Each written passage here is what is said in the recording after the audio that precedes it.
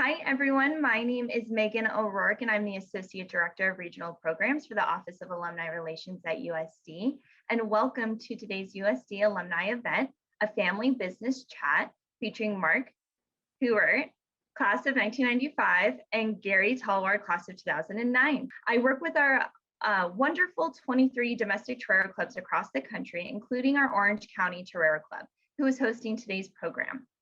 Before we get into the conversation, I would like to introduce Steve and Vicki Nasman, who are our two OC Torero Club presidents, to turn on their camera and say a few words about the club. And my wife, Vicki, we've been regional leaders for a number of years, and we're super excited about today. So welcome. In sunny Orange County, it's beautiful today. I'm sure it is in San Diego. And just to kind of update you, we got a few events occurring in the next couple of months. 4/29, we have a really interesting one. It's diversity in television. On 5/12, we have a tequila tasting class. And then on 6/8, we have Welcome to Greater LA, which is, a combination between Los Angeles and the Orange County area. So we've had, this is, I think, our second one that we've done. It's going to be a great event. Vicki? Well, we're just hoping that a couple of our committee members will be joining us today too, Eric and Ashley. So if they join us, we'll introduce them as well. So that's it from the Orange County. Thank you very much, Megan. Thanks, you guys. It's great to see you as always. All righty. So before I pass over the mic, there's a couple of housekeeping items that I would like to review. For the integrity and enhanced viewer experience, please keep your mic muted and your camera turned off for the duration of the event. Please also set your viewing preferences to gallery view and hide non-camera participants. This will allow you to see the moderator and speakers more clearly. If you have any questions for Mark or Gary, please feel free to throw them in the chat feature and we will address them at the end of today's conversation, time permitting. Today's event will also be recorded and available on our USD Alumni Association YouTube channel later next week. Without further ado, it's my pleasure to welcome today's moderator, Vince Moiso, class of 1995, USD Alumni Board member and Orange County Torero Club committee member. Vince, take it away. Thanks, Megan. Thanks, Steve and Vicki, also. And thanks for the Orange County Torero Club for hosting this event. I'm super excited to introduce our guests. I've actually known both of them for quite some time. Mark, who's a graduate of 95. I also graduated in 1995. So of course we knew each other back in USD days. Mark was a tennis player while I played football, and so oftentimes as athletes you cross paths many times, and so it's been a lot of fun to actually over the years work in the same industry with each other, and of course doing business off and on, and also seeing each other at trade events and things like that over the years. And then arbitrarily see our families grow. So Mark, who's the class of 95, is the co-owner of Arizona Tile, which is a business that was started by his dad, John, back in 1978. And then I'd also like to introduce Gary Talwar. He's class of 2009. And again, I've actually known Gary probably for the last decade or more. I started doing business with his dad, who founded Natural Stone Resources back in 1998. So in the early 2000s, I was doing business with his father, VJ, for a number of years. And it was awesome that Gary came into the business, also being a USD alumnus, and then getting to know him very well, and also same thing, seeing him at many trade events and doing business off and on. So guys, welcome, and really excited to have you on. We're going to talk about everything from, working in the family business to, their respective experiences at the University of San Diego, and how they got into their respective businesses. So guys, go ahead and turn on your camera and unmute, and we'll kick this thing off. There we go. right, got you both. So, Gary, I'm going to start with you if that's okay. So we're going to let the younger guy go. Mark, is that cool? Tell us how you ended up in the family business, right? You know, and kind of from USD, did you jump right in and give us some insight how your experience and time at the University of San Diego impacted your decision to be in a family business and ultimately led to the success that the business is having? So I don't think I really had a choice. When I used to go back for summer break or winter break or spring break, my dad would say, go to the office. It's the first thing you do. Before I got into working with my dad, I actually wanted to be a sports agent. And I had an internship at USC sports marketing with the sports marketing guys there my freshman year. But yeah, that quickly evaporated when I would go back. I'd come back to Orange County. I'd work at the office. He's right before I went to USD, he started me in the warehouse the summer before I went. And then he put me in customer service and accounting and sales and a little bit of everything. So by the time I was a junior, I would come back every Friday to work at the office. I didn't have class second semester, junior year, and then senior year, I didn't have class Fridays. So I'd come back every Friday to work at the office. And then, you know, working in the summers, your work just kind of comes with you. You can't just stop cold turkey. So I was still working on stuff while I was at USD. So to answer your question, I really didn't have a choice at the beginning, but I love what I do. But yeah, it was kind of happened by default. Love it. Love it. That's great. Great background. Thanks for sharing that. So Mark, you know, similar for you, you know, how did you end up in the family business? And, you know, did you go straight in after USD and was that your plan? So like, you know, Gary sharing with us that, you know, he had aspirations of being a sports agent. Were you thinking that you were going to be on a different path or was it always the family business? And, you know, same for you is it, when you think back to your time at USD, how did that impact your decision? And then ultimately, how has that impacted your success with Arizona Tile? Yeah, for me, going off to USD, you know, I wanted to get into business. We grew up around the family table. My mom was also a big part of our family company. So it was very common to hear and discuss business weekly, daily. And we enjoyed it. The success of the company growing up, it was fun to watch. We always worked, you know, very briefly during the summers, odd jobs around the company, but I go off to USD. I wanted to get into business for myself coming out. My senior year, my dad ended up having a heart attack. And I remember I flew from USD and my brother was already working for Arizona Tile in Tucson. I met him in Tempe. We met in the parking lot. I remember we were talking about the business and he was telling me how much he's enjoying it. But at the same time, we felt as a family, we were at risk. What if dad had not come through it? What would he have done with that company at the time? And so it was a little bit of also protection. I was excited for it, but that really thrust me forward. And it was that summer, once we graduated, went off to Italy, took an intern over there for a tile company, learned about the manufacturing side, got to enjoy that part of it. And then immediately came back and started working. My first store was right there at the original Nico's, right below campus. I would say the best Nico's. There was a Marina Tile store at the time, and that's where I started. And I'm glad I did. Honestly, I love it. But at the time of graduation or going to it, I knew I wanted to get into business. I wasn't sold on Arizona Tile, but that really pushed me forward, and it was the right choice. Now, Mark, I assume that Arizona Tile store is still very active right there on Marina Boulevard, is it not? That one's still there. It's the smallest store we have. It's the original, and it's almost nostalgic for us in a way. But that would be the smallest location we have. Still active. You know, we can talk business. You know, we're a relatively small family business now. You got Floor and Decor right around the corner.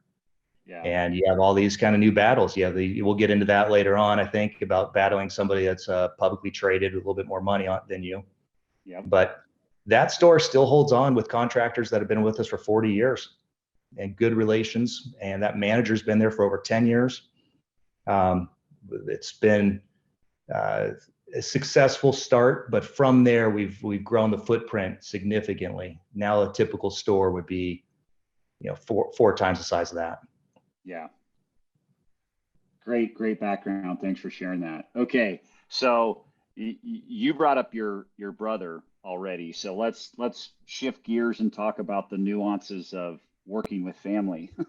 Your brother Matt, who is also a University of San Diego alumnus a few years before us, is in the business. I believe your sister is active in the business. Is that correct?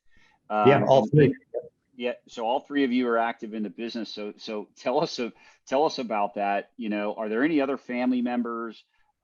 What's that dynamic look like? And how do y'all get along? Is there any issues that come along with that, or you guys just continue to enjoy working around each other? Yeah, well, first having Matt go in first, he was welcoming to me, and he really laid a good footprint. So I think for both of us to come in and put our effort forward, put a good work forward, show that we were here to help, I think helped to help the employees engage with us and see that we're here for the long haul. For the rest of the family in the business, my brother-in-law, Joe Kennedy, joined us about 10 years ago.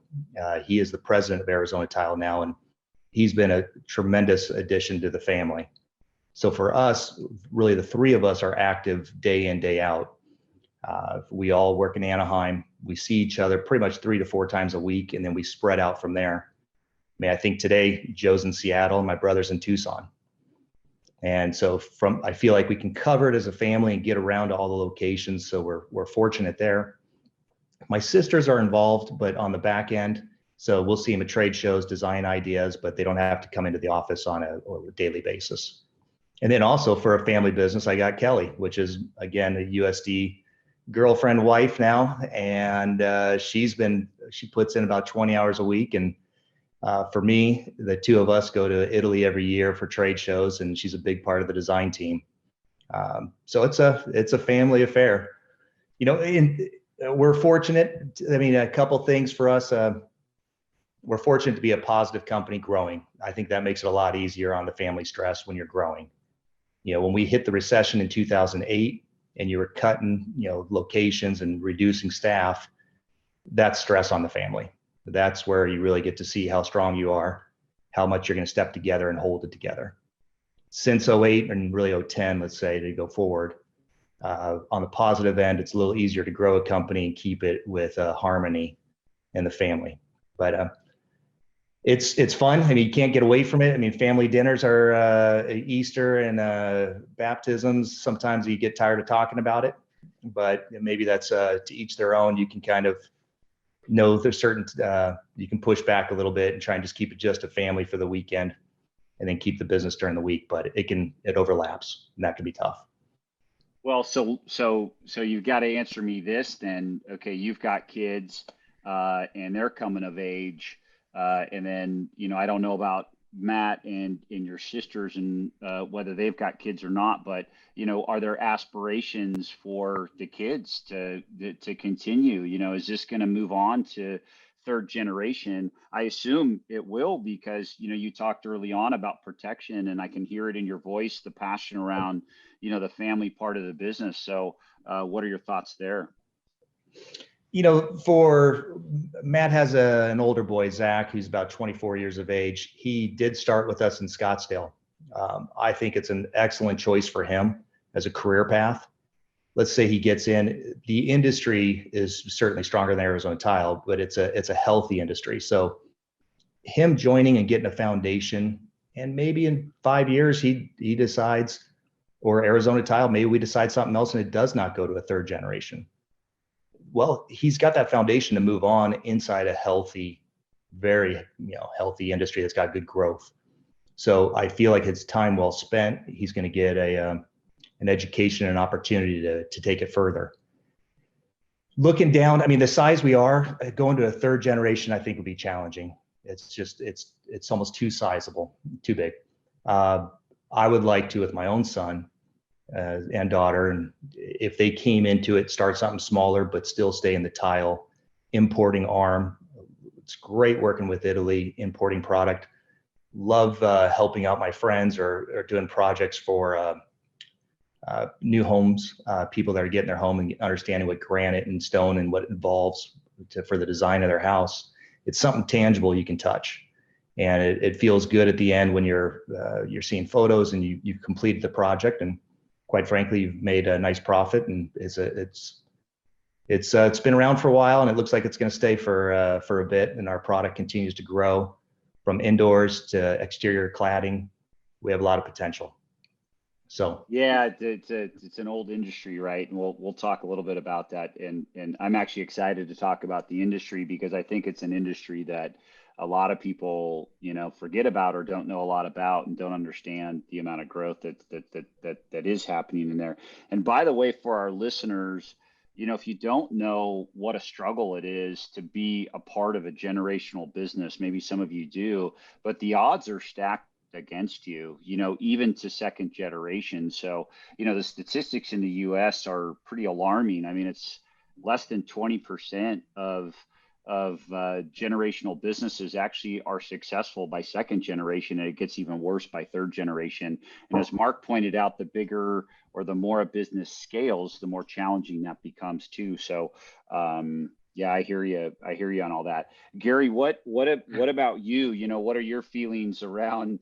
Because I do know that your dad is still very active in the business, and so he's in your ear, I'm sure, on a daily basis. Where Mark doesn't quite have that. He's got siblings, and then I don't know. I didn't ask the question previously about siblings or other family members that may already work in the business, or is there plans for more family members to be in the business?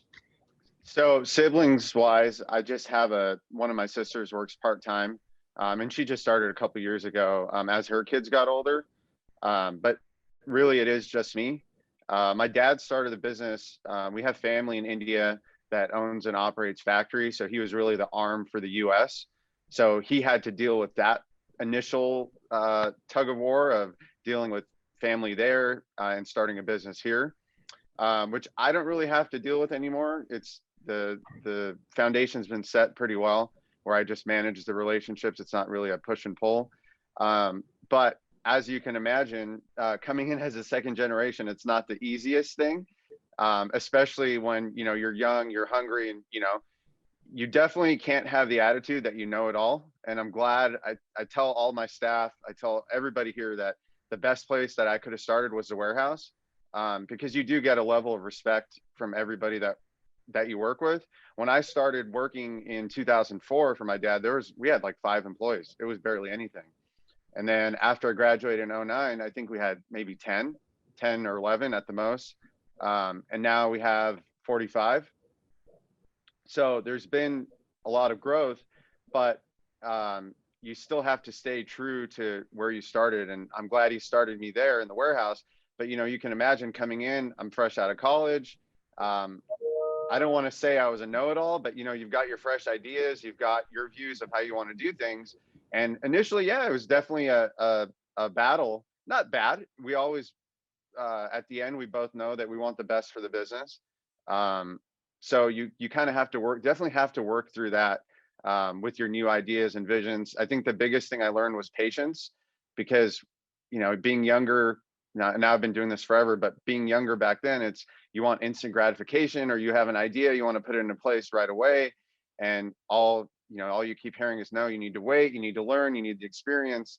I think that's the biggest thing I learned is, there's going to be waves, there's going to be ups and downs. You just have to ride through them. I started right when Mark mentioned the recession in 2009 and 2010. That's when I started full time. So that was a challenging time for all of us. We had, a lot of our customers went out of business, owed us a lot of money. So that was a really challenging time. And that's when we were tested the most of, okay, I've got all these fresh ideas, I want to put them in place, but we can't do anything because the whole industry is on the way down. So, but now, yeah, he's here every day. There's no way you can get him out of the office. He's going to put in his 8 hours at least. I kind of kick him out at the end of the day when it's 5 o'clock. You know, he needs to go home. But this is, this is his happy place. He built it from the ground up. I'm not going to take that away from him. And if you ever come here, he's going to gladly give you an hour-long tour around the whole facility. Mark, I'm sure you've witnessed one of those. So yeah, it's passion, right? We love what we do. But with that also, going into a family business, every problem and every good and every bad is your responsibility. So yeah, it's been, I say the beginning is challenging. The first 1 to 2 years is definitely challenging, but now it's smooth sailing. Well, I will say, and Mark, I hate to age the two of us, but you know, I remember when VJ was driving around in his truck, like there was no warehouse, right? It was just brokering material, you know, and whoever was willing to buy from him, you know, got the business. And so I love stories like that. They're just ground up, you know, just, you know, Mark, even with your dad, you know, from a small showroom to what your company's blown up to. And Gary, it's a great segue to really talk about the businesses a little bit, right? So Gary, let's segue into you. I mean, you know, going from your dad driving in a truck to you know, a very large warehouse in Anaheim that's got a lot of material inventory there. And then the last time I spoke with both you and your dad, you've invested now in factories in India. So not only do you have ownership in, you know, overseas in the production, so you vertically integrated the business. You know, so for me, it's like, I love it. Obviously knowing your dad and knowing you, and then seeing that type of scaling of a business is pretty incredible. And as Mark pointed out, in an industry that just continues to grow. So why don't you talk a little bit about the business itself and, you know, kind of where it's going? So we have a very unique niche of customers that we service. Arizona Tile is probably one of our oldest customers that we've ever had. So our industry is unique that, you know, you can't sell to your customer's customer. You can't service your customer's market. So where my dad started was, yeah, it was the who's going to buy what for me driving around in his truck. But a lot of that was, well, we're producing this in India, you know, buy direct containers from us, buy this for stock. So that's still the majority of our business is the manufacturing side of it overseas, which we ship direct to our customers. The warehouse kind of came into play when you've got people saying, well, I buy this from you regularly.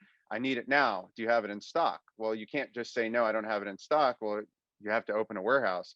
So our model is we really only service, you know, Arizona Tile and people like that. I couldn't go to the builders and the designers and the retail and, you know, everybody at the mid-level down on the food chain. And we have to stick to that, because the second we go around our customers, then, you know, we're cutting off the hand that's feeding us. So it's a very unique niche that we have, and you do have to walk a fine line when doing it. And manufacturing, 3-4 years ago, we did invest in a quartz factory in India, and we're partnered with my cousin. He's my first cousin that lives there. So that's been a good opportunity for us, because our expansion really has to be going up the supply chain, not down the supply chain. We can't service, you know, customers that are untouchable for us. So we really have to vertically integrate, like you said. Yeah, so just quick background for those of you that are on the call as we start to talk about the industry a little bit is if for any of you that own a home or have ever done any remodeling or even built a home and you've purchased tile or stone, you've redone your kitchen counters or maybe redone a bathroom or anything like that, you've had this experience. And what Gary's talking about is oftentimes on just an individual project, you've got a builder, you've got an installer, you may have a designer, you may have an architect. And then there's an Arizona Tile, right, that's selling to the trade. And then, you know, you've got retailers out there, big box retailers. You've got, you know, in between distribution. So Arizona Tile carries a ton of inventory that they supply through their stores. But then you've got, you know, other companies that purely do distribution to retailers. And so there can be, you know, a lot of hands in the pot along the way, because frankly, they're needed for the various needs of any given project, both residentially or commercially. And so when you talk about those channels, those sales channels, that's what Gary's referring to. And in the tile industry, it can be complicated, right? It can be very complicated, where you've got, you know, builders that buy direct oftentimes from sources, and others that are buying from distribution resources or retail resources. And so it's it can get messy, can be fragmented at times in some areas geographically. So it's a challenging business, but it's a fun business, and it's growing rapidly. So Mark, how, you know, talk to us a little bit about Arizona Tile, and, you know, talk about, you know, especially the last several years and the growth that you've experienced, and, you know, what's next for Arizona Tile. Well, it's from coming off the recession, we got cut in half, more than that, went down to we went from 1,200 employees down to 400. We've been building it up since. Right now, we've got every store back up and running. And we were able to build up the team, build up the staff, got up to about 800 people. Then COVID hit, and, you know, we look at each other back in March a year ago, had to go through another furlough for a while, and we ended up closing 4 stores. Some of them were forced; they were just too close to other locations. And now I feel like here we go again. We're starting to build back up. We're able to bring back people where we can. There's still 2 stores that are closed. But at the same point, now we're going into a new frontier of Portland, Oregon. So we've never been there before. We signed some paper just last week. We announced it internally that we're opening up there. We opened up Seattle 2 years ago. So the Northwest for us has good potential from the brick and mortar, the physical presence in the Northwest. Online, you know, we don't sell online per se, but we do a lot of specification from our design centers or from spec firms here locally, all over the West, really. But last year we sold in all 50 states. So that was the first time we've ever done that. We'd actually shipped into every state across this country. Years before, 40, 38, something like that, and we were able to monitor it. So these are everythings from your Holiday Inns to, a lot of chains, a lot of Capriottis, like sandwich shops, anything national chain that might be specified, we package it up and we'll ship it directly to the job site for the next Jared's Jewelers, things that you wouldn't think about when you walk in, you see that tile. That's coming from us, hopefully. And a lot of our lines now, we do control nationally. So what we do is we go out there and we buy a line that's made in Italy. In the past, we used to control it just for the West. Then we started taking Mississippi West. And then now when we buy a line, we're asking them for complete national control. And we're able to back that up with our power. And if we do get a specification for any project across this country, our sales reps are going to get paid on that. So for a sales rep for Arizona Tile, you feel like your work, you have some great opportunity in front of you. There's really no limit, because your supply line, you're the only one. You have exclusive rights to that line. And that it continues to grow on itself and make us a little stronger. On the front end, we get to design our own looks. We'll go over to Italy, we'll look at different designs, and maybe we'll tweak something here, a little bit more of an American color that we feel is more sellable. And so we start even at the very beginning scale of what we're able to bring to it and then roll it out. Right now, we're back up at 800 employees, and we see, really great growth. Good opportunities. The last 2 stores, we'll see what happens with those, but otherwise growth across up in the Northwest, we're very positive. How many locations currently? 26 locations with 3 distribution centers. That's a Texas West, the physical locations, Texas West. Yeah, Colorado, Texas, West. And then I'll just, while I'm here on an interesting point that's been the news for everybody probably is just the freight issues that have come through Long Beach and LA. Mm-hmm. For us to have that distribution center in Texas is an absolute godsend. Without that right now, we would be in extreme pain. We made that decision. I think anybody that was importing in early 2000s when the union went on strike over here in Long Beach, LA, that also crippled us for a while. And it was coming off of that strike that we decided to open up Texas. So since then, it's been twice it's saved us. They had another strike in, I think, 07 or 08. And then now with the challenges we're having here at the port, that would really hurt our supply line if we were only relying upon LA. We're running with both, but having that ability to clear material in Texas keeps Arizona Tile functioning. And that's not easy right now. The port challenges and freight are very challenging. Port of Long Beach is a mess. I mean, of course, you know my brother-in-law Ty, and he was just recently down, and it was funny. We were talking about it, and he said as he was flying into Orange County, he counted. I've never heard this before. He counted 38 boats in the water circling, just waiting to get into the port. Like that, the congestion is out of control. So if anybody's wondering about products, normal products, everything from, cars to televisions to, just consumables, it's really struggling to hit the market because of the just pure congestion and lack of equipment that is happening. So it's interesting that you say all of that. I can empathize with it. Let's segue a little bit and just talk a little bit about the industry with the last little bit of time we have, because I want to make sure that we leave some room for some Q&A, and there was some Q&A that came in. So I want to make sure we have time for that. But the industry is really interesting to me, and it's radically changed in the last decade, especially coming off the 08, as you guys have been talking about, that 08 recession.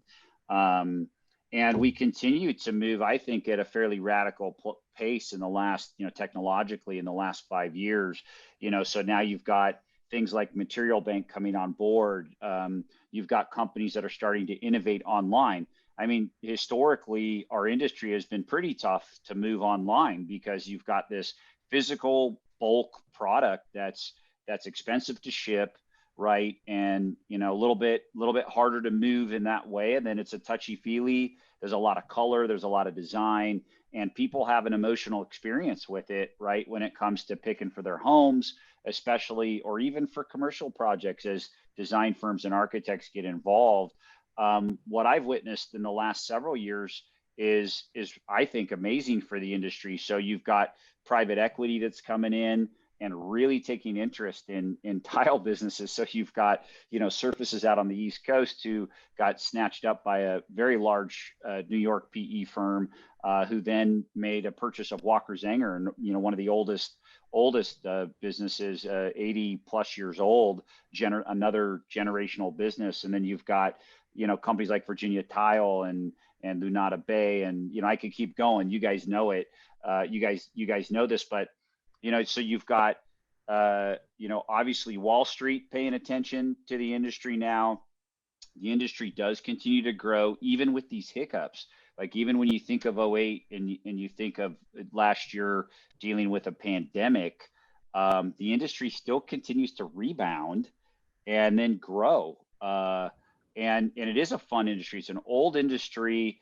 And I think it's an international industry that offers a lot of opportunity. So I'd love to hear both of your take on the industry. And if anybody that's on the call right now is thinking about coming into the industry and interested about coming into the industry, like what are the things they should be looking for and thinking about? I'll let either one. That's for both of you guys. So I'll let you guys decide who wants to take it first. I'll take it, Mark. I think it's a really dynamic industry, but you do have to continue to adapt. At the beginning, Mark mentioned some of the different product lines, the porcelain tiles, the wall cladding. He didn't even mention slabs. They probably have more slab inventory than anybody in the country, or they're right up there. there's so many different product segments that go into different markets that you can't even imagine. It could be a DIY, it could be a commercial project, it could be a residential project. To us, we never know where our stuff ends up because it goes through so many distribution filters, and we never see photos. Like Mark said, he gets to see photos of installs. We don't see that. But there's so many avenues that building materials, let's just lump everything into building materials, goes into, and it's really dynamic. So you do have to stay in tune with the trends. Mark mentioned that too, the colors and the patterns and whatnot, but also new products on how you adapt to, what people will buy. One thing is everybody's got this Amazon mentality. They want it right away. And our products are not that easy to get to you right away all the time. So the trick we have is, well, you have to keep it in stock, and especially with the stuff going on with shipping and ports, you have to have inventory. And then online, I would never sell online. Arizona Tile doesn't sell online, but you've got to show it for your clientele. You have to have good marketing is key now, because people want to visually see what you have, what you're offering, how you install it, how it works. Because you can go online and see a TV or whatever tool you're going to buy, and you know everything about it. Where our industry, historically, you just say, well, I have this slab in stock, this is it. But now you've got to give all this other information to try to help the end user understand how this works. How is it going to look installed? Renderings of your product are a key now, because we buy stone, right? At NSR, we buy and we make stone. But now you've got to put these renderings together of what it would look like in your kitchen, so that you give it to your customer and they pass it on down the line so everybody can visualize it. So I think that's the biggest change I've seen in the last few years. As far as the private equity, yeah, I mean, you hear people being bought out every single year. There's been a big deal. Even through the pandemic, it was a good year. It was a solid year for our industry, I think. I'm sure Mark will touch on that too. We had hurdles, right? Like everybody, operational hurdles were the biggest problem I think we had, was dealing with new protocols, dealing with, people being in and out. But I think it shows that it is a sustainable industry that can continue to grow, but you're only going to grow if you stay dynamic, if you're adapting to what people want, and not only what people want, but kind of telling people that you need this, and creating that demand and driving that demand. And Gary, what advice do you have for, anybody that might be interested in jumping into the industry? I think it's a great industry. There's a lot of roles you can play. There's a lot of different areas you can go in. If you're design oriented, there's a lot of design roles. If you're pretty much any role in any company, purchasing and logistics and sales, and it's a great industry to be in. You just have to find your niche. To me, I always want to know the product, because at the end of the day, everyone in the company is a salesperson for your brand, for your company. So really knowing the product is the key. I agree. All right, Mark, you get the last word before we jump into Q&A. So tell us your perspective on the industry. Yeah, Gary, you mentioned, slabs. So as people on the call, you go into your kitchen, you have the granite countertops. You go back 1995, we weren't in that side of the business. We launched the slab side. Now it dominates really our whole portfolio. It's about 60% of our revenue. So 20 years ago, you had that fine grain kind of granite on there. That was a big thing for everybody. Then they moved into some movement. You had material coming out of Brazil, which is beautiful veins, a little bit more color. And then, people flip their homes and they want something new. And then all of a sudden they came into this quartz, the man-made quartz. And I was not a believer. Now that's dominating our sales. And now from quartz, you walk in, it's pretty much white. When people's a little bit cleaner, a little marbleized on there if they can. What's next? So like Gary's saying there, always staying in front, always paying attention to there's the design side that then gets, entwined with the functional. And as people on this call go through their next house, it's just a common conversation about that kitchen and then what goes on that floor.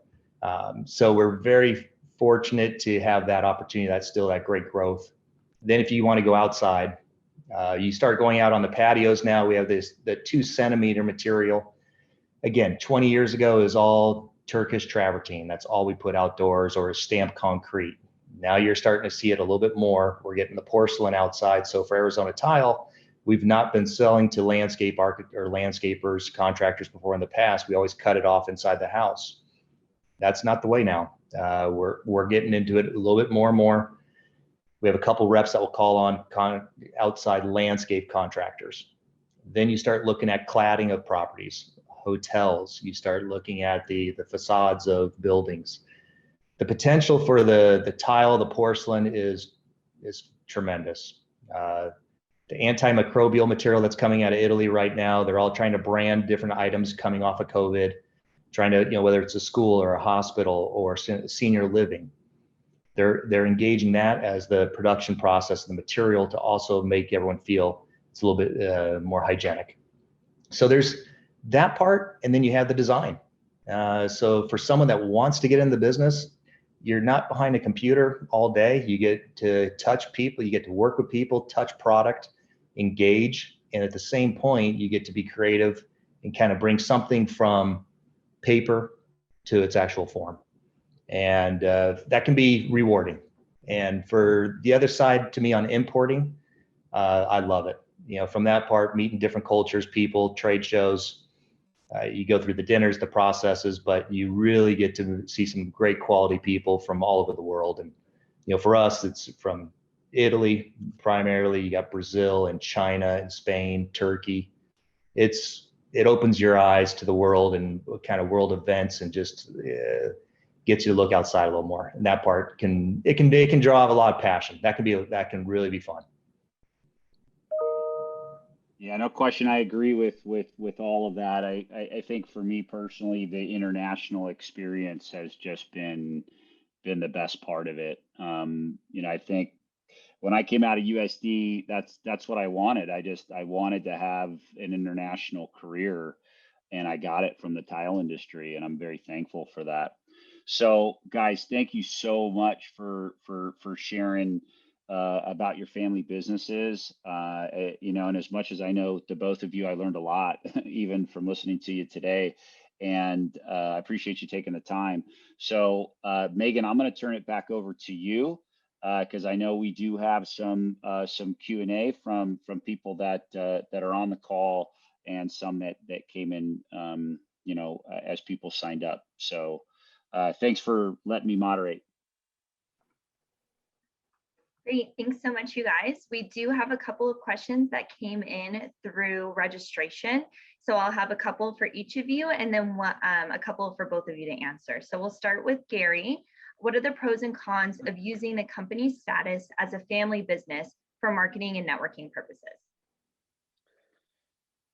Being in a family business, it's really something that you can not literally, and just, do you own it? It's yours. You help develop it. You help form the culture.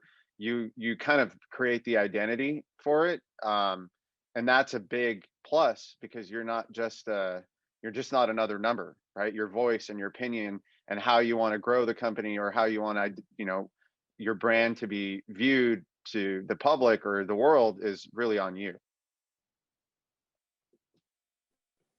Great, thank you. And then Mark, it's a little bit similar, but what are the advantages of working for a family business rather than a large corporation? This question is meant more for non-family member business employees or potential employees who might be interested in working for a family business. I think the speed, if you're going to work for Arizona Tile in a family business, you're recognized by my brother, myself, my brother-in-law.